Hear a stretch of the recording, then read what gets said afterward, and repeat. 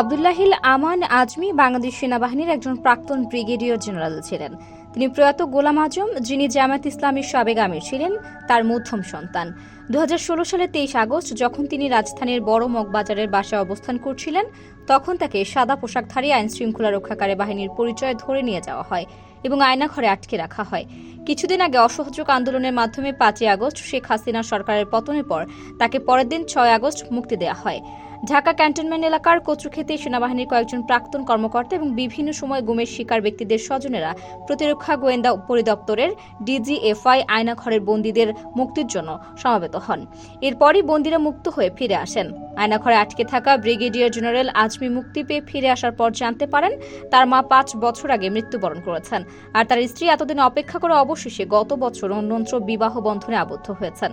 তিনি কি জানতেন যে এত বছর পরও তার স্ত্রী তার জন্য অপেক্ষা করছিলেন? জীবনের এতগুলো বছর অন্ধকার আয়নাঘরে কাটিয়ে এসে তিনি তার স্ত্রী ও মাকে না পেয়ে নিঃসঙ্গতা এবং দুর্দশার মধ্যে পড়ে যান। তবে তিনি তার কন্যা ও পুত্রের সাথে ভালো সময় কাটিয়েছেন। এই সাবেক সেনা কর্মকর্তা তার পরিবারের সাথে 2917 দিন কিভাবে আয়নাঘরে অতিবাহিত করেছেন তার কিছুটা বিবরণ দিয়েছেন। তিনি তার ব্যাগ থেকে একটি গামছা বের করে বলেন, এটি আমি নামাজ পড়ার জন্য নিয়েছিলাম, কিন্তু এই গামছাটি দিয়ে যে পরিমাণ চোখের পানি মুছেছি তা দিয়ে একটি দিঘি তৈরি করা যেত। তিনি তার ব্যাগে থাকা পবিত্র কোরআন খুলে দেখিয়ে বলেন, আমি 8 বছর ধরে এই কোরআন পড়েছি। এটি বহুবার ছিঁড়ে গেছে আর আমি নিজেই এটি জোড়াতালি দিয়েছি। এই সময় তিনি কোরআনের কিছু অনুবাদ ভুল হয়েছে বলে জানান এবং বলেন এটি ক্ষমার অযোগ্য।